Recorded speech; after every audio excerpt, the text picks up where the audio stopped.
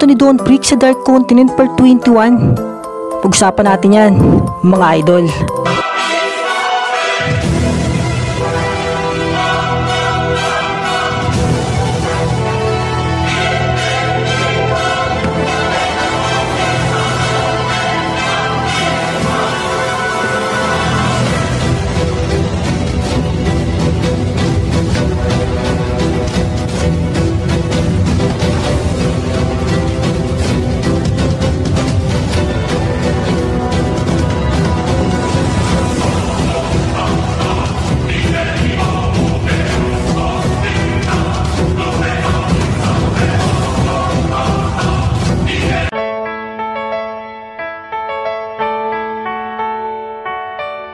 At ngayong araw nga mga Lodi, tatalakayin na natin ay ika-21 kabanata sa paglalakbay ni Don sa madilim na kontinente. Pero bago ko nga umpisahan yan, lilinawin ko lang na hindi pa po ito official at ito ay isang fanfiction lamang na isinulat ni Boy Anime para sa mga Hunter fan na patuloy nagmamahal ng Hunter x Hunter anime. At kung interesado ka nga, tara na, umpisahan na natin to.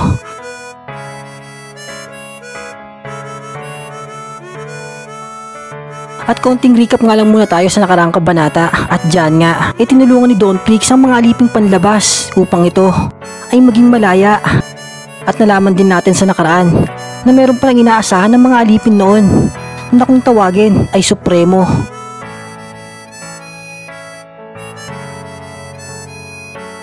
At nangako nga ang nilalang na ito na siya nga daw ang magdadala ng pagbabago at kapayapaan sa kanilang mundo.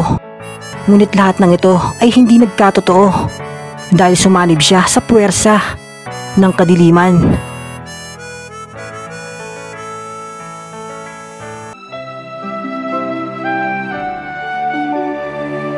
At dahil doon, hindi na nagtiwala pa ang pinuno ng mga alipin kahit kanino. At kailangan na nga lang daw nilang tanggapin ang masakit na katotohanan sa kanilang kapalaran na ang mabuhay na alipin ay mamamatay ring alipin.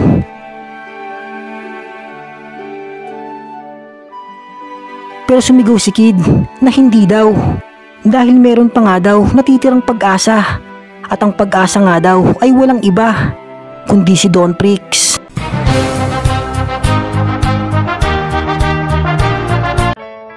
At dito na nga mag-uumpisa ang part 21 ng bidyong ito. At dyan nga sagot ng pinuno ng mga alipin na tumahimik ka na at tigilan mo na ang pagsasalita ng pag-asa. Dahil wala ng pag-asa, nabuhay tayo sa magulong mundo. Kaya mamamatay rin tayo sa magulong mundo. Tanggapin mo na lang yan bata, dahil mas madali pa yung tanggapin kaysa pag-asang sinasabi mo. Pero sagot nga ni Kid na ano ang karapatan mo para pigilan kaming umasa. Pinuno ka lang nila, pero hindi mo hawak ang kanilang buhay. Minsan ba tinanong mo sila kung ano ang gusto nila? Masyado kang makasarili, wala kang kwenta. Anong sabi mo? Ika ng pinuno. Sabi ko wala kang kwenta, sabi ng bata. Gusto mo ba laksan ko pa? Sabing tumigil ka na, sagot ng pinuno. Pero sagot nga ni Kid na ikaw ang tumigil. Natulingan ka pa naman pinuno, pero ang bilis mong sumuko. Hindi ka karapat dapat maging pinuno dahil hindi buo ang loob mo.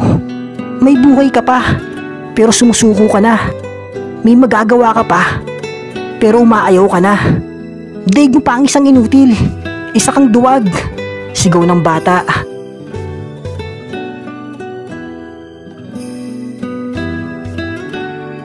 At dyan nga, galit na sagot ng pinuno. Na ano ba ang alam mo? Alam mo ba kung gaano kasakit ang umasa sa wala? At sagot nga ni Kid na hindi nga daw niya alam. Kaya sabi ng pinuno, kung gano'n naman pala, huwag kang magsalita na parang meron kang alam. Dahil hindi mo naramdaman ang sakit na aming naramdaman. At sagot nga ni Kid na totoong hindi ko alam kung gaano kasakit ang inyong naramdaman na umasa kayo sa wala. Pero wala ka rin alam kay Don Freak dahil hindi mo siya kilala. Kaya huwag mo siyang huhusgahan na walang magagawa. At sagot nga ng pinuno na totoong hindi ko kilala ang taong yan. Pero nasa paniniwala ako na wala siyang magagawa.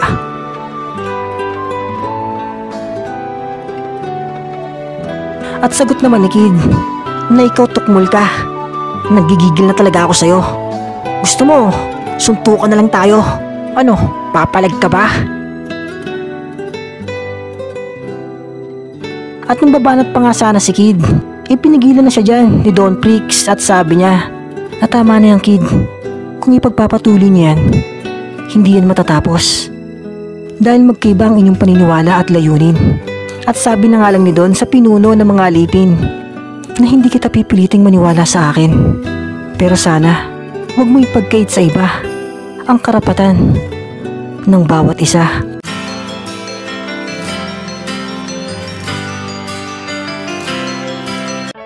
Hanggang sinabi ni Don Prix sa lahat ng mga alipin na gusto nga doon niyang isama ang mga ito sa ligtas na lugar upang doon na lang sila manirahan at mabuhay malayo sa kapahamakan. Pero syempre, hindi niya daw pipilitin na sumama ang mga alipin at sila nga daw magdedesisyon kung sasama sila o hindi. At sagot nga ng mga alipin na salamat daw talaga sa napakagandang offer ng ating mga bida. At aminado daw sila na gusto talaga nilang sumama. Pero kung hindi nga daw sasama ang kanilang pinuno, hindi rin daw sila sasama. Dahil may pangako nga daw sila sa isa't isa na mamamatay sila ng sama-sama. At sagot na nga lang ni Don, nakahanga-hanga ang panata ninyo sa inyong samahan.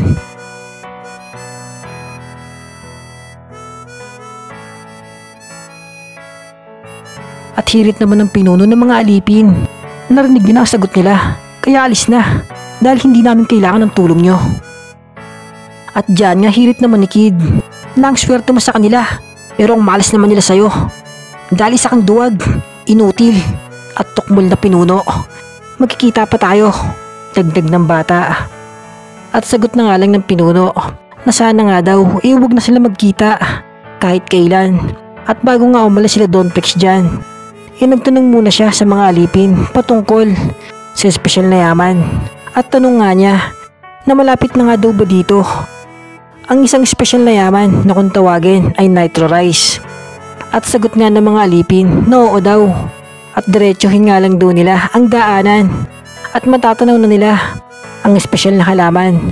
At dagdag pa ng mga alipin na hindi nga daw sila pwedeng kumuha nun dahil papatayin daw sila ng ahas na may 2 buntot, ang Snake Hellbell na kasapi sa 5 threats of Dark Continent. At napakarami na nga daw ang napatay na to dahil mayroong mga halimaw ang matitigas ang ulo at naglalakas ng loob na kumuha ng Nitro Rice. Pero wala nga daw kahit isa ang nabubuhay sa kamandag ng Hellbell dahil dura pa nga lang doon ito nakamamatay na.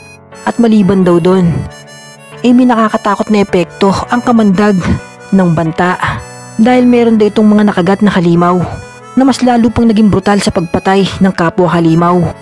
At parang wala na nga daw ito sa tamang katinoan dahil puro pagpatay na nga lang daw ang gustong gawin na to, hanggang sa hindi na nga daw kayanin ng katawan ang matinding kamandag at kusa na lang ito mababawian ng buhay. At pagkatapos nga yung sabihin ng mga alipin, nagpatuloy pa rin ang ating mga bida sa pagpunta sa espesyal na yaman.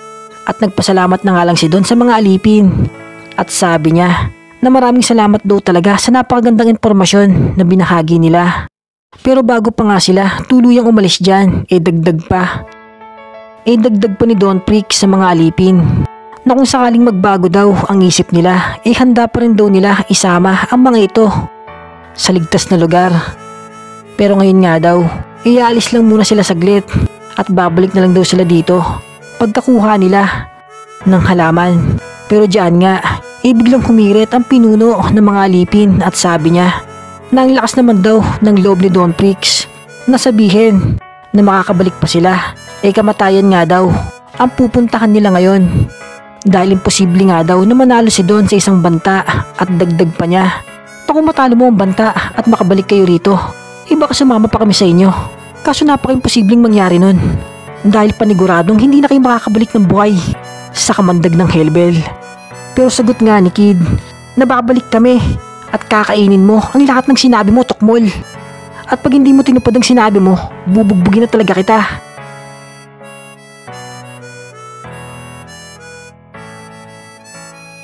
Hanggang umalis na nga dyan ang ating mga bida, papunta sa espesyal na yaman.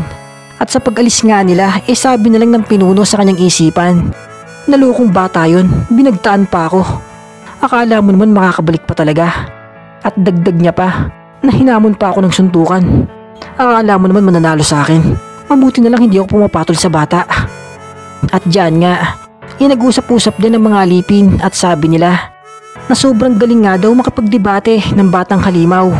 Dahil nakikipagsabayan nga daw ito sa kanilang pinuno sa pakikipagbalagtasan.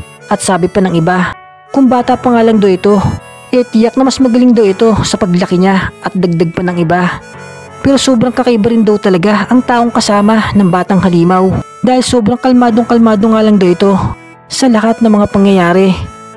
At tanong naman ng ibang mga alipin sa kanilang pinuno, na totoo daw ba nasasama na sila once na matalo ng mga yon ang isang banta.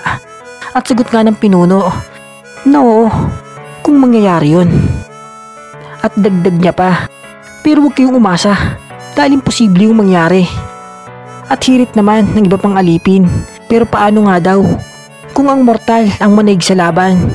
Baka siya na nga daw ang bagong supremo na magdadala ng pagbabago. Nakalokohan yan, ika ng pinuno. Pero dyan nga, napapaisip din ng maigi ang nilalang na yan kung bakit daw ganun na lamang ang tiwala ng batang halimaw sa taong iyon. Ano daw ba ang meron sa nilalang na yon? At dahil sa sobrang curious nga ng pinuno ng mga alipin kung ano ba ang special kay Don Prix, kaya sabi niya sa lahat, napupuntahan nga daw nila ang lokasyon ng espesyal na halaman para tignan ang kakakantungan ng mortal at ng batang halimaw. Kaya tanong ng ibang alipin, na interesado kayo pinuno sa kakayahan ng mortal? At sagot nga niyan, na ano bang sinasabi nyo? Wala akong pakialam sa kanya. Interesado lang ako kung paano siya mamamatay. Saka maganda na rin na masaksihan natin para malaman natin kung bakit nga ba siya pinagmamalaki ng bata. At dyan nga, lumarga na ang mga alipin para panoorin ang ating mga bida. At pagkatapos nga niyan, lipat na ang scene sa Karya ng Kadiliman.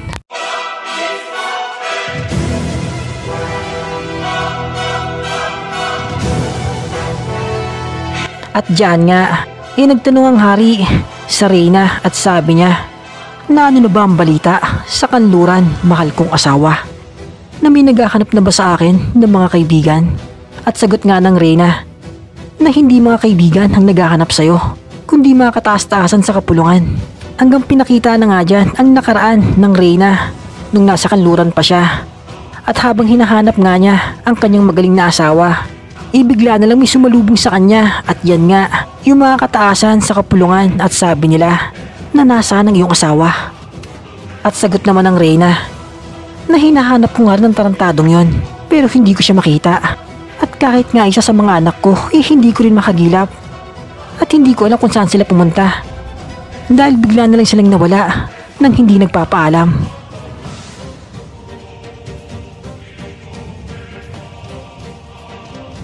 At sagot na nga lang ng mga kakaibang nilalang na kung ganun, pakisabi na lang sa iyong asawa na malapit na kamong magsimula ang pagpupulong ng mga hari at kataas-taasan.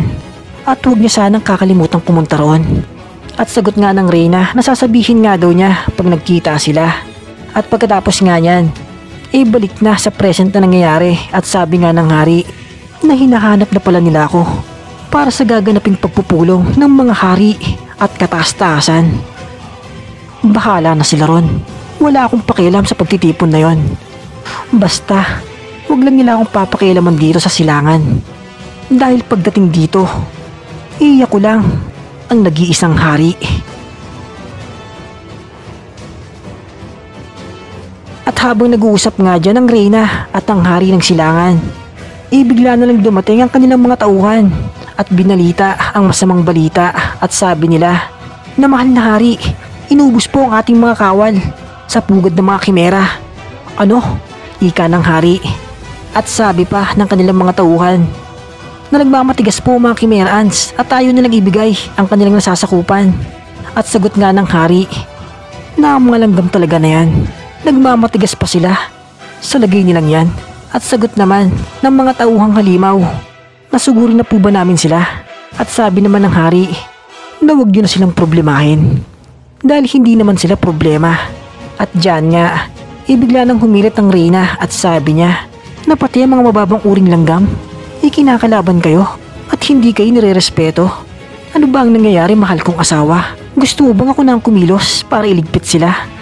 At sagot naman ng hari na sinabi ko naman, aking mahal, na hindi sila problema dahil ang mga langgam ay mananatiling langgam at ang mga mababang uri ay habang buhay mababa.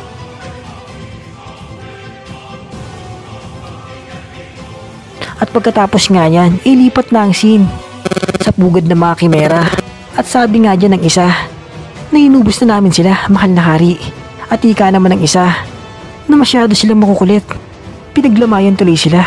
At sabi pa ng isa na ganoon na lang sila kadesperado para kunin ang ating teritoryo. Na ano ang plano natin sa kanila, mahal na hari? At sagot nga ng hari ng mga Chimera Ants, namumuro na talaga sa akin ang swapang na hari na yan. Halos inangkin niya na ang lakat sa silangan. Pati ba naman ang ating kaharian, gusto niya rin mapasakamay na hindi naman yata pwede yun. Na kung gusto nila ng digmaan, ibibigay natin sa kanila.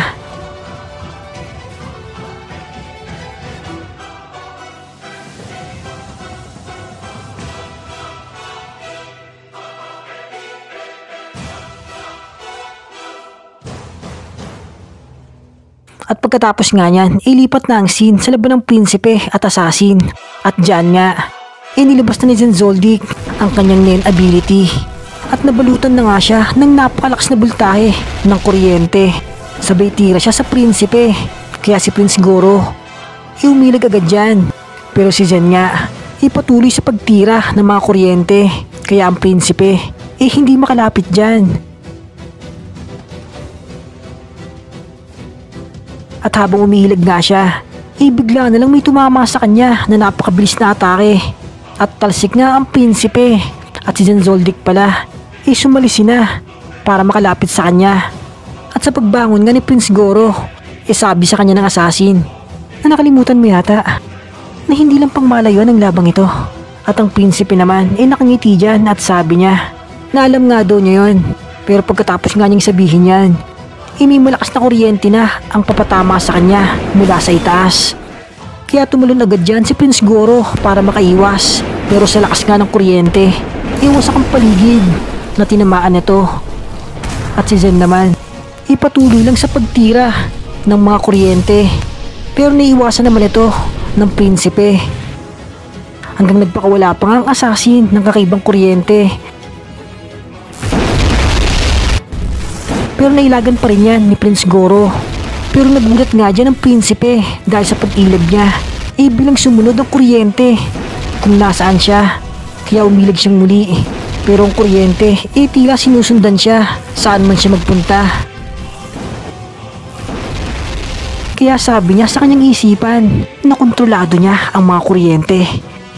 Kaya napilitang lumayo dyan si Prince Goro.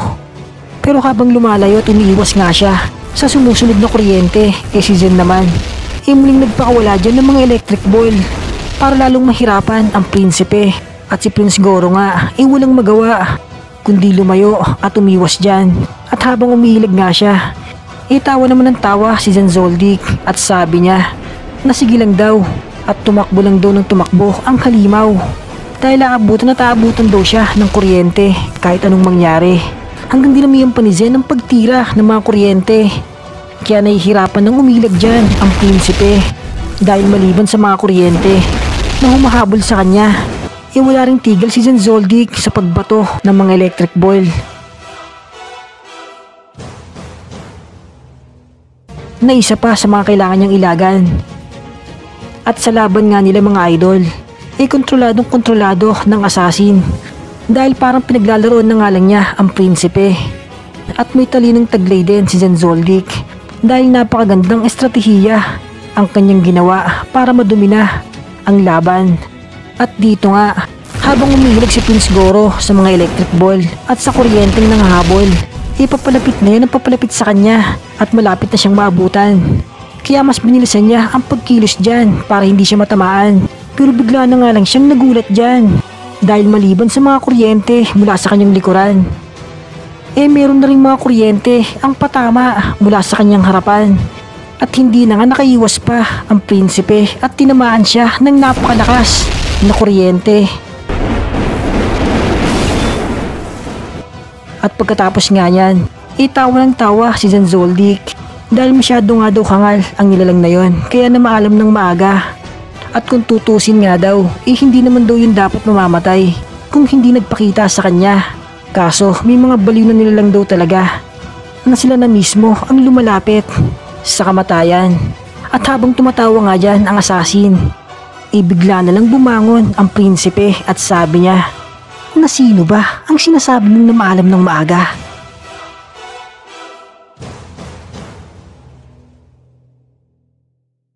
Uy mortal, huwag mo kong malitin. Nakakala mo ba na ikaw lang ang marunong gumamit ng kakaibang kapangyarihan?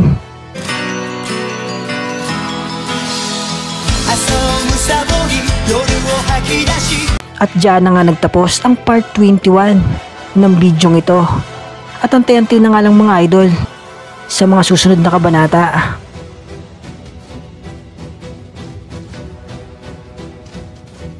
At bago nga tayo magtapos mga idol, sana huwag niyo kakalimutan mag-like dahil napakalaking tulong yan para sa ating channel. At kung meron naman kayong opinyon, i-comment nyo na lang yan sa ating comment section para malaman din namin ang inyong mga opinyon. At kung may bago naman dyan, sana huwag nyo kakalimutan mag-subscribe and click the bell icon para hindi ka nahuhuli sa mga latest uploads natin. Yun, salamat! Aso mo sa bori, yoru o haki dashi, ikan to